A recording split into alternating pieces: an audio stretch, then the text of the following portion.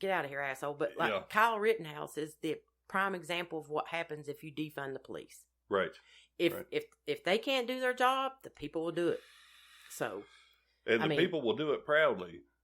Absolutely. Right, that's the part that they need to be scared of, because they'll lay down at night and they'll sleep well knowing that they did a good job. Right. I mean, they're not going to worry about shooting somebody. They're going to just take it into their own hands to take care of the situation. Well, right now in this country, unlike any other time that I can remember, everyone is consumed with politics. Hollywood, sports figures, everyone. Well, hell, Hollywood is scared to death right now, because what's going to happen is, man, Trump's going to take another 4 years, and we know what's going to happen. I mean, I can't see the future, but we know Trump's going to take it. Nobody's going to vote for hiding in the closet in the basement Biden. I mean, it's just bullshit. Right. But the reason that Hollywood is in such an uproar right now is because 4 more years, Donald Trump's going to put an end to their bullshit. Mm-hmm. And I mean, he's going to find a way. Right. And they are scared to death right now, hiding in their fucking houses, not making any movies. They're not doing any fucking thing right now. They're scared to death to be part of the media right now because of the shit that they've done in the United States. And President Trump, he's going to put an end to it. Mm-hmm. I'll tell you another thing that we keep seeing, and this morning we heard that Fox News reported that the police officers were justified in the Jacob Blake shooting.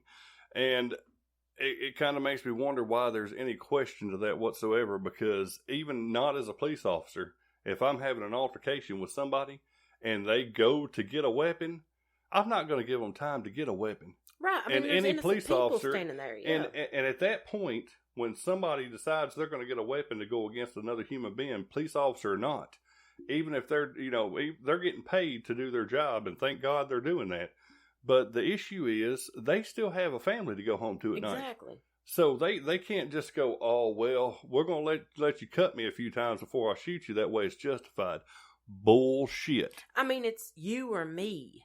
Right. That's what, what it is with everybody, whether you're a police officer or not. So, who's to say that a police officer can't feel that way? Right. And in this case, especially in this case, they were there because a judge said, go get this guy. Here's a warrant for an arrest. Well, go get this guy. He was there. Yeah, he was there. He had assault charges. Right. And he was there. I think it was domestic charges. And he was there, and he took the lady's keys from her, and she called the police because he was breaking a restraining order. He wasn't even supposed to be there.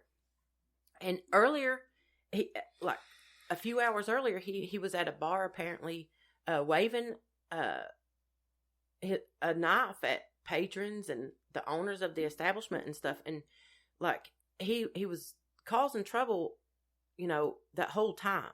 So it's not like he just decided, I'm gonna go over here and visit someone, and the cops showed up.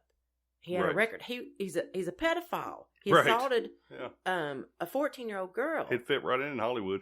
Yeah, and I know I had saw on Twitter that the victim's, the girl's aunt, she's an avid Trump supporter, was saying that, how he's, I think his GoFundMe is up to $2.1 million now. For what? Yeah. Stop making martyrs out of fucking pedophiles and criminals. What the fuck is wrong with you people? Right. The guy was, from the video that I've seen, shows that the officers already had guns drawn on him. They had tried to tase him twice. Right. It didn't work. So it's like, if he had to do something to escalate the situation, have the guns drawn on him. Right. You don't just gracefully walk over to your vehicle to grab something out of the driver's seat while you have 2 officers, I believe it's 2, with their guns pointed at you. Right. This morning we were watching an interview with his dad, and his dad's on here, and he's talking about some of the craziest shit you've ever heard. I don't know if it's just he wouldn't want to answer the questions, and why he wouldn't want to answer them makes no sense, but he's on there talking about not liking Brussels sprouts and shit. I don't know if he was meaning some people say Brussels, what was it? He said, some people say Brussels sprouts are great. And Anderson Cooper looked at him like, what? And then he was like, well, I, for one, don't like them.